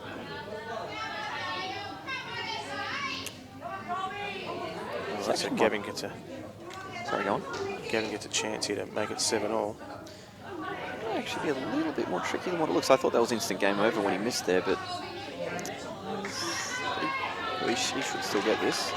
But a little bit more tricky than what it actually looks. You know, all these shots on the practice table are just a piece of cake. You don't even think about it, but when you're only playing one frame at a time and there's half an hour, 45-minute breaks, and if you look at the background, you've got a dozen guys there willing you to miss desperately every shot. look at them. They're Look up at and about the Aussies. They're watching every shot here, and you look over to the left, and They're actually talking to each other. They're hardly even they're watching. talking about what they're doing tonight. But when you've got all those players, look at this. He's overhit it. He's actually gotten really lucky there. He's actually gotten very fortunate. If that drift past the red, he was going to be snookered, or if he didn't, he was going to have a very hard pot. But yeah, he had 20 eyes there. Just. Well, see, look at this. Look at this. This guy. This guy is a world-class player. And just making some little errors. The combined willpower effort of the Aussie team collective there has just made his arm twitch. They're up and about the Aussies, They and are up and about a little bit. no All doubt about smiling that. over there. I'm actually going to watch this shot live. I'm going to turn around 90 degrees and watch it live. Just see what the reaction is. A few of the boys having a bit of a sip of a... Having a sip. So a bit of a different mindset by the Australians after being comprehensively beaten at the first 2 tests. And I don't know if he put his fist up there as in a hooray or a damn it I missed. I'm actually not sure. Sacco should definitely get these. He must take these. Oh, it's too wide. He's just nervous, Sacco's shots like that, he's just... we might stay with this shot, precise. Dan, because this is a knock-in red. And we might just see the Australians' reaction if they do go 8-6 up here, because talking to a couple of them this morning, the 2-zip down, you thought, Morale might have been a bit low and the series could have been over. But they really want to win today. No doubt about that. They're up and about. Steve should be able to... nervy shot here. regains his composure. There's nothing wrong with that at all. Yes, it looks like he's nervous, but that's why he got up to resettle, because he was down on the shot saying, I'm nervous or whatever in his head, whatever he's saying in his head, he wasn't concentrating. So he's got up, resettled himself. Notice how he didn't take a long time though. You know, he didn't stand up staring at there was only one option there. He's just recomposed himself. So this to make it 8-6, the end of the second round, and he does. These are the boys, good stuff, Aussies. Still not the standard I want to see them play. I just want them to showcase their skills. I really do. I'm desperate for it. So Rusty Wheeler, the captain, and there it is as we go to the end of the second round. The Australians led 5-2 at the first break. They lead 8-6 after the second round. 7 more frames remaining. They've got a nice little break as they get together here. As we summarise it so far, Robbo, the tale of the first 2 rounds is probably the Euro Lions have just made too many errors. Yeah, they've just made a few little more errors in the other test matches. Look, this was about sort of the standard. This is probably a little bit better, but the Lions were just sort of mopping up on those chances. That one was the perfect example there by Gav. In the other test matches, they were just finishing there. Where now maybe a little bit of complacency, as you can tell by the body language still of all the boys. You know, the Aussies are up and about, and the Lions are still sitting down. So I actually, part of me thinks the Lions just wouldn't even mind losing the next 2, so the 5th one would be exciting for them. I don't know what they're going to do if the Aussies lose this one and go 3-0 down. I don't know what the plan is there. See what happens if that happens. Can you blood in any inexperience? Or do you have to play with the same lineup for the whole 5 tests? What are the rules? Yeah, I don't know what the actual rules are. I know that I've heard rumours that the Lions wouldn't mind doing something a little bit different if they do win this 3rd one. While they're here, they've travelled all this way. They wouldn't mind doing something a bit different. But changing up the format, so to speak, changing up doubles the format or something like that. Maybe something, yeah. And I think they should. It'd be a bit more interesting for the players and the viewers. Because I mean, I'm telling you now, like these guys are playing to win, and they hate losing. What's that Jake McCartney doing? I feel like getting Jake to say a few words. Pinching another 100 off me. Oh, he's just taking the credit card. All right, so who we got up at the moment? We've got Sebastian up against Rusty. 2 opposite styles of the game. Sebastian, like you said, seems to be a little bit more steady, percentage-based, plays a couple of little pocket covering shots and stuff. And we've got Justin Sage up against David Veary. Another flicking off by Justin. It wasn't the best break because the white was sort of travelling that way anyway, but it wasn't going off. So Sebastian might might have fouled. I'm actually not sure what's happened there. See if we can get a replay there of Sebastian fouling. I thought maybe it was a... Where the hell is Rusty hitting the white? Oh, you know, that looked like he was hitting it into the cushion, you know, where he was aiming.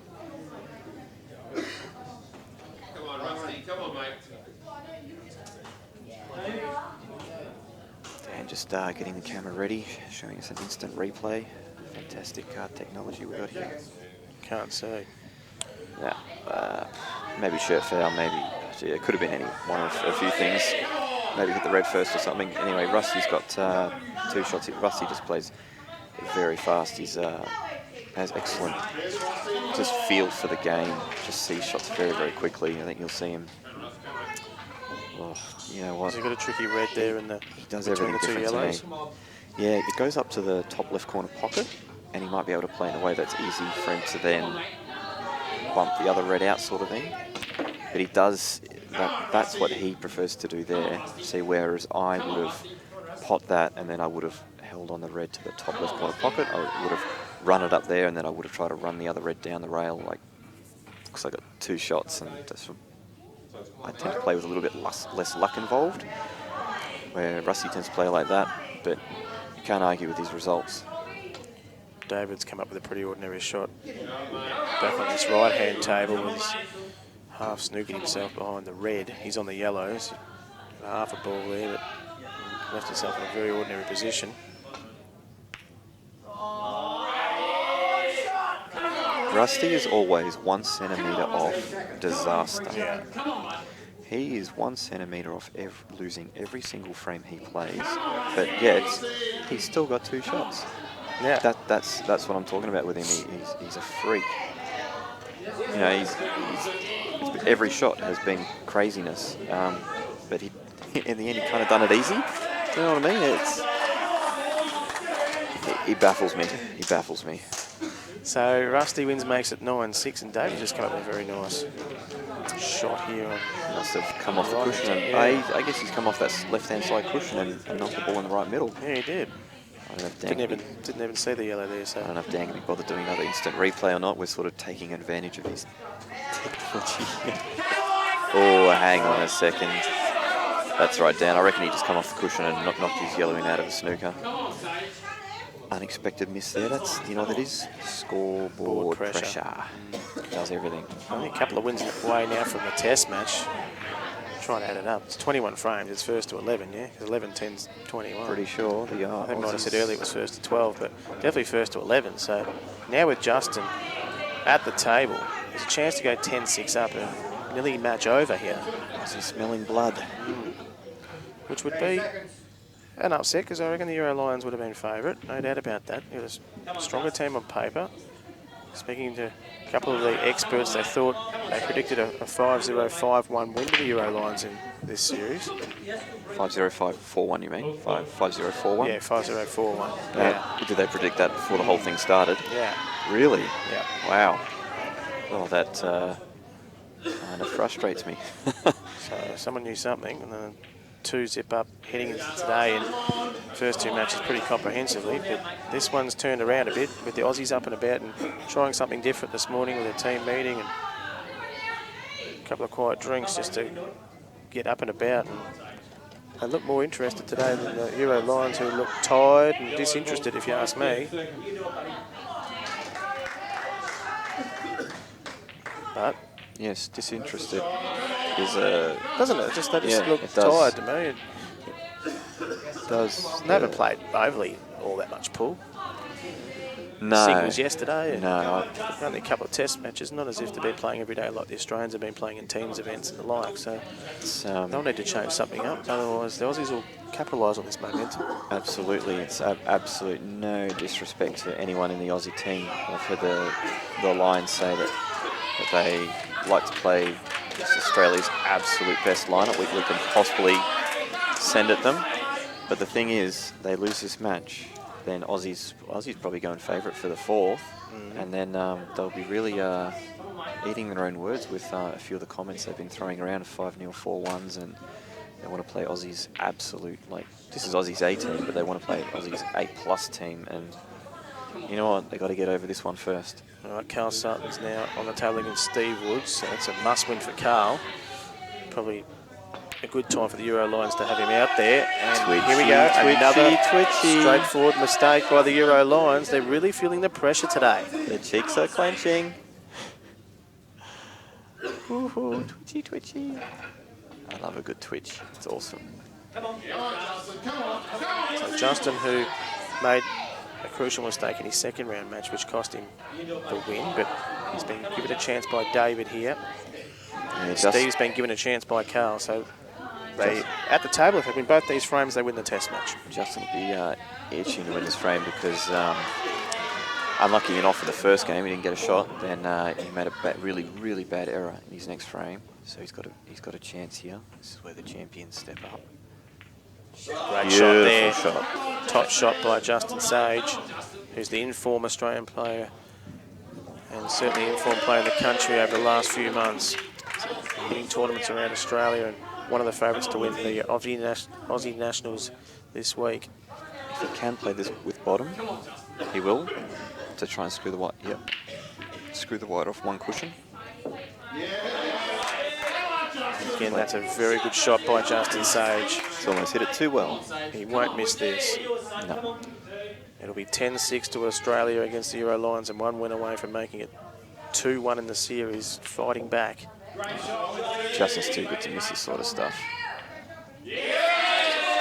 Just a shame he's so ugly. So it's 10-6 now to the Australians over the Euro Lions, and Steve Woods in control of the table on the left against Carl Sutton. Come on, Stevie, bring it home. This would be a big upset scoreboard-wise if they could win 11-6. Yeah, it'll be, win this one 11-6. I reckon they're definitely going favourites to win the next one. They wouldn't be favourites for the series, but I reckon for the fourth test, I'd have my coin on them. Okay. In a responsible way.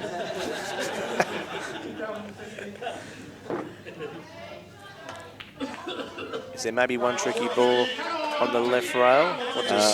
What does he do with that? What he would like to do here is put one of these reds on the right-hand side of the table and leave himself angle to then pot this red on the left-hand side of the table and extract the red that's on the cushion. That's sort of like a free shot, like a bonus shot at it. Not necessary at all, but is an option. He's come back way too far. He wanted to, with the way he's played that, he wanted that to finish about a foot shorter, and then he was just going to pot this ball on the left-hand side of the table, and then pot the ball down the rail, and then use his last ball on the right-hand side of the table to land on the black. Might still be able to take that option. All right, we've got Mick Scary up against John Rowe on the right-hand side, but we'll stay with commentary to the left because if Steve Woods can win this frame, then it'll be a win to the Australians. This was the ball we thought might be a bit tricky, but should make this. Should be able to push this down the rail. These tables playing, the rail's playing very nicely, very straight. Very nicely, played a lot of confidence there. It was a really nice shot. So again, the Aussies in this test match have made the Euro Lions pay, haven't they, with their mistakes. Every time the Euro Lions have made a mistake, the Aussies have pounced. You know, it's actually been a bit of role reversal. From the other test matches. Yep. This is pretty much what the Lions did to the Aussies the first two. Now the Aussies are doing to the Lions. The standard has still not been great. Like that, everyone would admit that. But it's just been a complete turnaround. That looks pretty good. Just needs to slow down a little. It's just pulled up in time. His cue action is way too good for him to miss his black. Still a nervy black, but he's too good. Well done, Aussies. So a win to Steve Woods, and the Aussies are back in the series. They win this test match. As it's first to 11, 11-6. At one stage, I think it was 6-all. It might have been 7-6 up, so they've pretty much won the last 4 frames. They'll keep playing the full 21 frames, so still 4 matches to be completed. Just a couple of relaxing waters for the boys. It's done them all right. Couple of girls, couple of girlfriends have made the trip across. That's it. So Steve Wood's girlfriend here, Heidi. Yeah, it's not hard Always to tell by makes the trip to all the tournaments, not just this one. But Yeah, yep. She's a good egg, that one. She loves supporting, and all the Victorian boys and girls get along really well with her. So that's just nice for everyone. Everyone gets along really well. From our state, I don't know if any of the girls or guys over there hate her. Down in Victoria, we'll love her. So Mick just playing for Pride right now. yeah, they want to keep it going, the momentum. They can Yeah. keep winning and make this a rout. Yeah, you'd like to see like a big, I can't be bothered doing the maths, but like a 15-6 or something like that, you know? Like, you don't want the Lions to win the next four. Make it 11-10. Exactly, make it look like it came down to the wire. Can't have that. So we've got Michael Skerry against John Rowe and Jake McCartney up against Lee Kendall at the moment. We've got There's actually been John a lot on the of yellows. John on the yellows here on the right-hand side of the table. There's actually been a lot of frames like this where the outs are 50-50. You know what I mean? Like, you can't really, oh, geez, yeah, he's going to take the out on, but it's a bit tricky. Normally there are ones that are like, they'll break the balls and you go, okay, this frame's over. I think we've only had, out of the 17 frames, one break and clear, haven't we? Maybe two break and There's clears. now in the two test matches I've seen, master breaks, I think there's been only 2 or 3 Really? in over 40 frames, which is incredible. That's quite fortunate because he's actually glanced the black, then he's glanced the red, and he's actually landed perfect on the yellow. So he played for a bit of fortune there anyway, but it's worked out very nicely.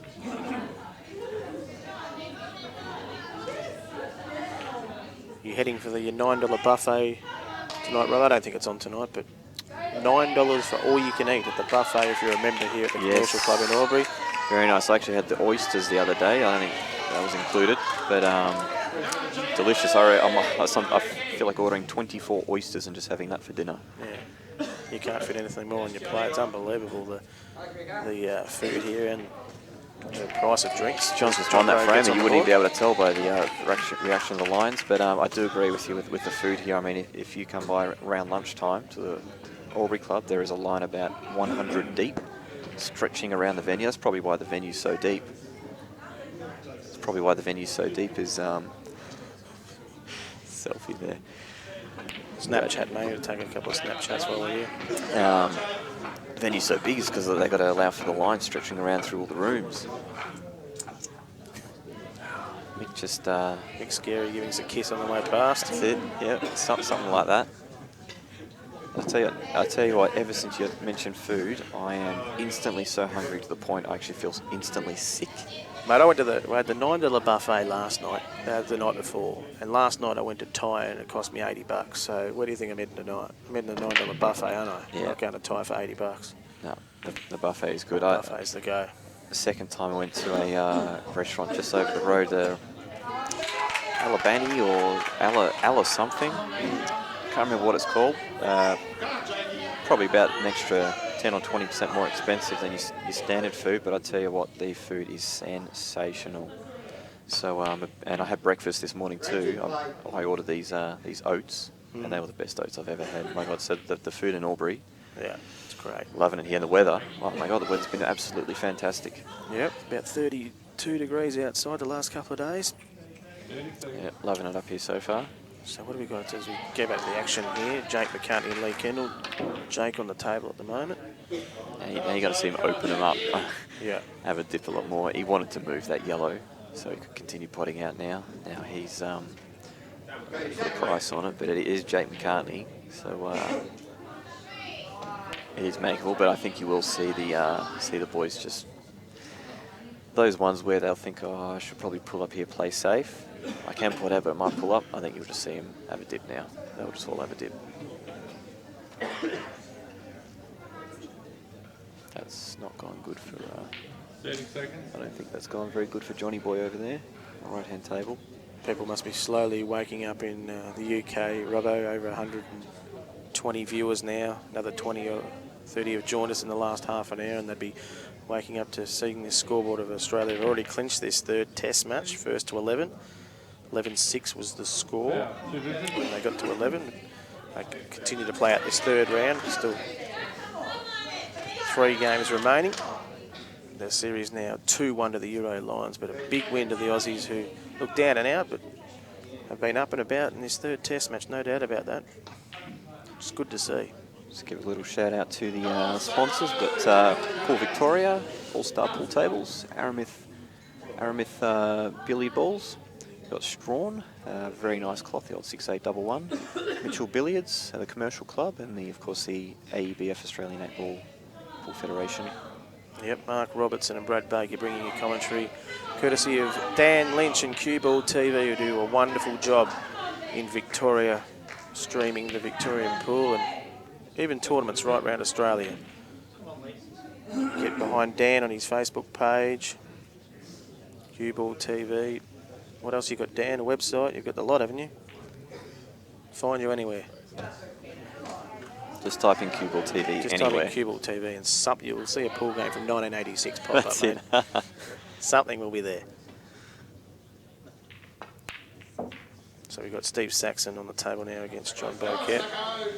Young John representing New South Wales in the men's teams event. Very good talent.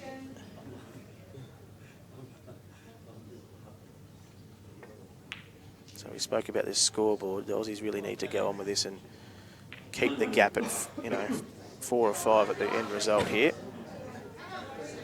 So the scoreboard doesn't flatter the Euro lines. So I switched on. I actually thought they were going to bump into each other then. Split screen, mate. Yeah. Lee won't be happy at all with that shot. He's a perfectionist of the game if I've ever seen one. He's literally overran that by about 3 feet, maybe even more. I said that moments ago people were just waking up in the UK. Well, I got a message from Victorian Nick Young who said, not just in the UK, mate, I woke up just in Albury. It's 2 o'clock in the afternoon. And he's put it down to jet lag. Bit of frustration. No, we actually, the Vic boys thought we'll have a team practice here at 8 in the morning. Yep. So that's about 4 or 5 hours earlier than the guys are used to getting up in their normal They've lives. gone back to sleep. And you can tell the guys who are up early in the morning because they've all just stayed up, and the other guys they've all had to go back to bed. We might get an interview after this match. Might do something a bit different. That sounds pretty We good. might see if we can get a captain, Rusty or someone, or one of the boys. Maybe the captain off each side. See what both of them think. We'll do that. I'll tell Rusty, and you can tell Lee. Actually, I don't know who the captain of the lines are. Yeah, I think it's Lee. Yeah, you can tell Lee. I don't want to tell him. Well, thanks for that. I'll tell the boys. Are these the last 2 frames? No, it should And be there's one more after this. Yeah, 3 to go. These 2 and 1 more. I'll go over and just mention it to them now, and I'll be back just so they don't Yeah. disappear straight away. All right, Remote. Do some groundwork for us. Jake's on the reds here. Lee unable to pot the black. McCartney, as most of the Australians have done in this 3rd test match, have made the Euro Lions pay, so gee, he comes up. Very lucky there not to go in off, not once but twice there. And now he should be able to clean up on the reds as Sacco looking to also pot out on the right-hand table. So the Australians have been pretty impressive today. Starting to find some form. As I mentioned, Rusty Will and Jake McCartney not playing overly all that much in the last couple of months, but with more time on the tables over the last 4 or 5 days, they're starting to find their feet. As McCartney makes it 12-7 to the Australians as we go back to Saxon and Boquette. Right. This afternoon we're going to go back and watch that BD movie on me. As Steve comes up with a nice shot there.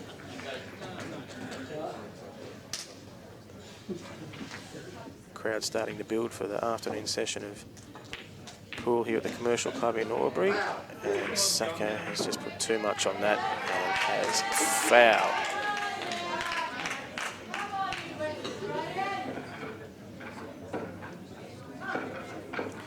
Cue Ball TV with us right throughout the Nationals here. All the action throughout the day. What have we got coming up, Dan? We've got this afternoon men's teams. we've got, I know Victoria and ACT might be a stream match. I've got to be tipping New South Wales and Victoria at 6:30 tonight. Has to be on Cue Ball TV because it's the match of the day. So all that action's coming up here on Cue Ball TV right throughout the day. Host of pool right throughout the Nationals. Get it all here. How'd you go, Robbo? Yeah, I went and let the boys know Rusty had a chuckle. Don't know about Lee Kendall. I told Lee, I had to tell him 4 times. 30 seconds after he just lost. Yeah. So that wasn't fun, but he smiled and said, yep, sure. Yeah. But then on my way back, so obviously Rusty's had a non-responsible wager. Well, you can talk to Lee because you'll ask him sensible questions Opposition. about Paul, and I'll talk to Rusty because he'll just talk rubbish, all right? No problem. On my way back, Rusty's so he's obviously had a wager with the Lions, and he's said to the Aussie guys, but facing the Lions, he said, "Hey boys, let's go back to my room and we'll watch that Van Damme movie." Wrong bet. All the Aussie boys laughed. Euro boys didn't get it. They either didn't get it or they didn't like it. One of the two. Or maybe they're just so switched off right now, which they are. Look at them. They actually look bored. So Boket made the most of Sacco 2 shots, made it 12-8. This is the final frame now of this third test match. The Australians have made it I think 1-2. I think a 13-8. I think a 13-8 is probably a score line with how all the guys have played in this match. So I think a 13-8 is a just score line here. Come on, Baz.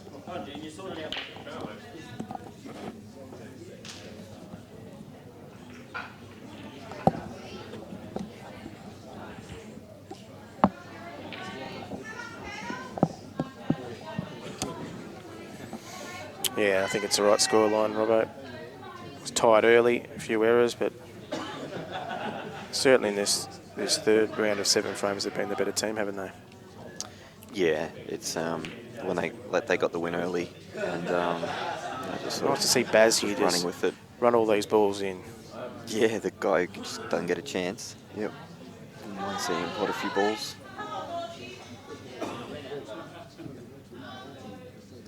Pretty much wants this yellow on the right-hand rally. He might be playing that last. He's gone for the extraction. I don't like that option because if that white's pulled up a bit more, he wasn't going to be on anything. Actually, you know what? Looking at the table, no, I like that option now. Actually, I'd probably class that as probably actually a little bit unfortunate if he didn't have a shot after this. But he's decided that the double is the right choice now. Not the option I would have taken. Carries it off, so Yeah, I thought he'd just pot the yellow to the top left corner pocket, bring the white off 1 or 2 cushions, basically just pot them.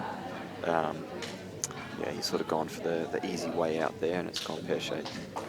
all right, so Gavin should clean up from here, and the final score should be 12-9, a win to the Australians over the Euro Lions. You can see it on your screen there. The series now is 2-1 to the Lions, best of 5, and he's wasting no time here to knock these balls in. Remember, we're going to have the 2 captains have a quick chat to them and get their thoughts on how they've enjoyed the series and their thoughts on the match today in just a moment. As Gavin wraps it up, and we'll see the boys now in the background there shaking hands after a win of the Aussies 12-9. And a quick summary: it was a game of errors in the first 2 rounds, but it was the Australians who capitalised and made the most of their chances. The Aussies made the most of their chances in this Sorry, test. Bat, I was listening to what they were saying over there. Nah, just summing up, the Aussies made the most of their chances, didn't they, from the Euro Lions mistakes? Yep, they converted enough chances to basically get the win, but I still want to see them play a lot better than what they are. All right, Lee's come over first. Lee Kendall, the captain of the Euro Lions. I'll let you have a chat to Lee, and I'll chat to Rusty in a moment. No problem. Good afternoon, Lee. Lee Kendall joining me in the commentary here for a post-match interview. Yeah, you chose the wrong test there. No, I chose the right one. I commentated the second test match as well, and I just from watching it, I put it down to is pretty much the Aussies did did to you what you've done in the other one. It's just capitalise on it, on just more opportunities to polish up on the other guys' mistakes. Yeah, it's been a bit scrappy most tests. Both teams haven't produced the best form, so it's been one team that have played well, and it's been the opposite way around this time. The Aussies played well and we didn't play well. Pretty much that's it.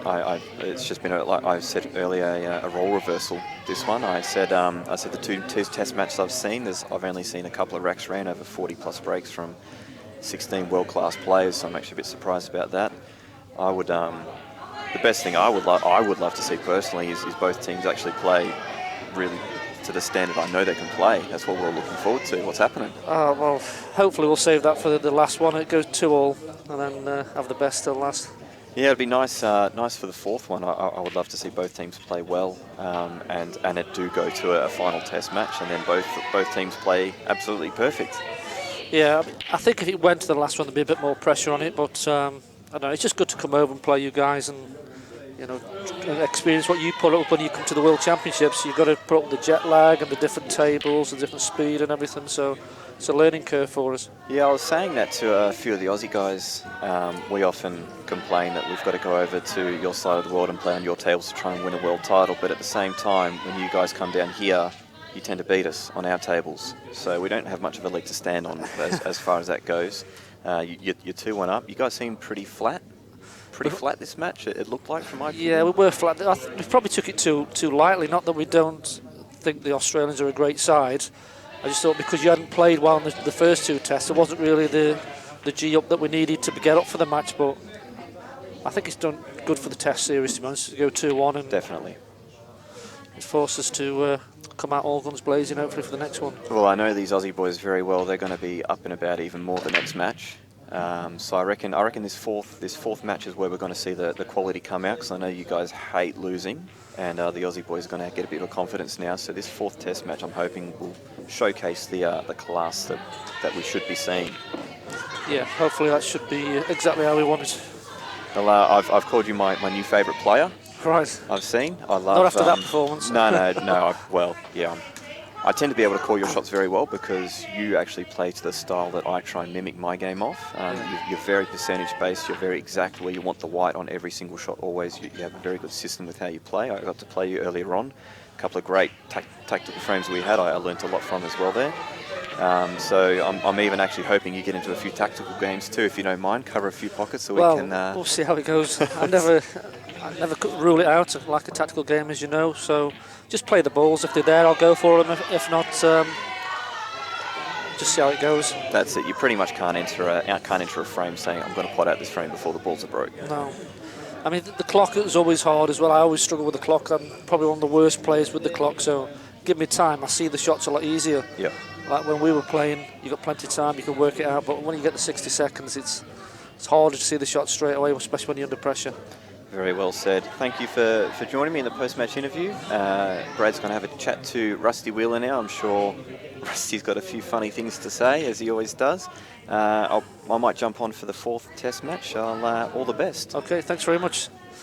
I'm going before I hear this interview. Thanks, Robbo. Thanks for chatting to captain of the Eurolions, Lee Kendall. We've got Rusty Wheeler here now, captain of the Aussies. Rusty, well done. You're back in the series now after winning 12-9. The boys were up and about. Well, they were, mate. We decided after the first couple of tests we were a bit stale and the whole room was a bit flat. You know, you come down here after travelling such a long way. I know the English are definitely in the same boat as us. But they had the test match beforehand with the Victorians and they had a good hit out.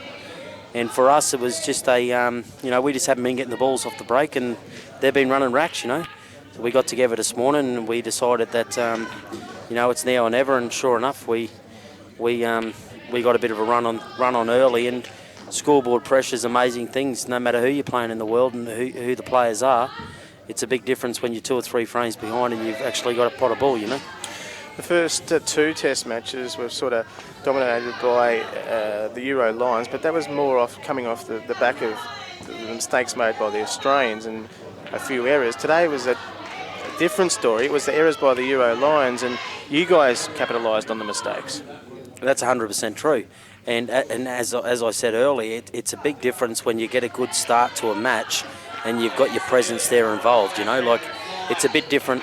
It's a different. The first 2 Test matches we struggled because we got a bad start. Well, 3 or 4 frames behind, and you know what I mean. Obviously, you don't expect to feel pressure because it's it's an international test. Yeah. But it's the standard out there is great, and the players that are here are great. And you're going to feel pressure, especially if you're a couple of frames behind. You just struggle, and I know I'd struggled.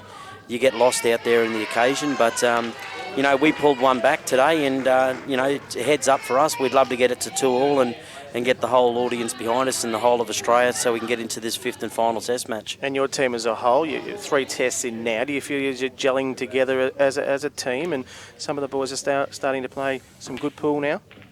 Oh, 100%. 100%. I think Michael Scarry showed what kind of potential he's got yesterday, and he's won the Australian singles last year and didn't do too much since. And then all of a sudden he's back here and he's hitting his best pools. So look out for him in the singles again. And not only that, look out for McCartney starting to come good. Everyone's starting to play good pool, so everyone's you shooting mentioned tables in now. the commentary yourself and Jake haven't played overly much over the last 2 months. You've had limited preparation, Jake through injury and yourself through business and the like. But more that you get together, and of course you guys, the Australians, are playing right throughout the 2 weeks here with men's teams, singles, and this series against the Euro line. So more table time. You're going to feel more comfortable and more confidence, aren't you? 100%. 100%. Like I go to any tournament, I know for myself, and I'm guessing a lot of the better players are the same. It depends what their work commitments are, etc. You try and get yourself through that first week, and you just go from there. You try and play yourself into a bit of form, and I start to feel now that I'm starting to cue it all right myself, and I'm pretty sure the rest of the Australians are the same. Like guys like Barry Jr., for instance, he's had 2 shots in this whole test match, and that's it. Like the rest of them, he's been run out nearly every frame. And how are you supposed to get confidence of that? All of a sudden you get a shot and you think, fuck, I haven't had a shot. Well, pardon the French, but I haven't had a shot for the last 25 minutes. So all the last 8 or 9 frames. They're the kind of players you're playing. You're playing class players that have performed on the world standard. You've got Lee Kendall, who's multiple champion over in Europe. You've got John Rowe, who's a world champion. And you've got Carl Sutton, who's number 5 on the largest tour for 8-ball in the world. So you've got a team there that's produced, one of the best lines side going. And even the French guy, I can't even think of his name. Sorry, I've gone blank. Seb. You look at him playing, you think, geez, you're going to get another shot, but he just doesn't give it. He just produces. Mate, we had the international singles yesterday here as well at the Commercial Club in Albury. 8 Aussies up against 8 Euro lines, and that was a great concept. In the end, Michael Scarry from Australia took out that against Carl Sutton, but that was pretty high quality pool, and that was great to have that series as well, wasn't it? It's awesome. It's awesome. All I wish, in all honesty, I wish the AEBF would actually allocate a bit of funding for these guys. I know that the English don't when we go over there, but that's not to say we can't when we're here. Make the tournament. If there's only 16 players, throw on a few $1,000s for these guys. Make them play for something. Make them want to come over here and at least one of them cover their trip and expenses, And that's what it's all about. Yeah, they're having a great time here, the Euro Lions. We just heard from Lee, and they've been in Melbourne now. Well, got to Melbourne late last week, and they go home on Monday. There's still a bit of work for them to do because they had the chance to wrap up the Test series today and win the series 3-0, but well done to your Australian team. It's now 2-1, and you have to be full of confidence going into the next Test because you boys were up and about today. And looking at the Euro Lions, we panned across them a couple of times. They looked like they're half asleep, to be honest. Listen, and you would have bounced off that. Oh, we did. Young Jake got us in the room. He was big on going back there and have a couple of drinks, do a bit of team bonding and all the rest of it. And, all I can say is if it gets to 2-2, good luck to them because I think they're going to struggle because we'll be fired up. We'll have this whole room going for us and cheering. I just quickly before I finish up, I just want to thank Dan from Cue Ball TV's coverage of 8-ball, snooker and billiards and cue sports throughout Australia is remarkable, and he really is the yardstick of everything. The association and all pool around Australia and especially, like this guy's amazing, and what he does for the sport is, it's second to none. So for anyone out there, if you need anything done, Cue Ball TV, it's the shit. Good on you, Rusty. Rusty Will and the Australian captain. We all know him, and he's got the Aussies back in it. They trailed 2-1 now in the best of 5 against the Euro line. Stay tuned with Cue Ball TV because there's more action this afternoon. I think we've got men's teams and the like from about 3:30. Don't know what's happening in the short future, but plenty of pool happening and some really good games this afternoon and into the evening. Thanks for joining us. The Aussies taking it out 12-9 against the Euro Lions in the 3rd Test match. Brad Baker and Mark Robertson in commentary. I hope you enjoyed the coverage. We'll catch you soon.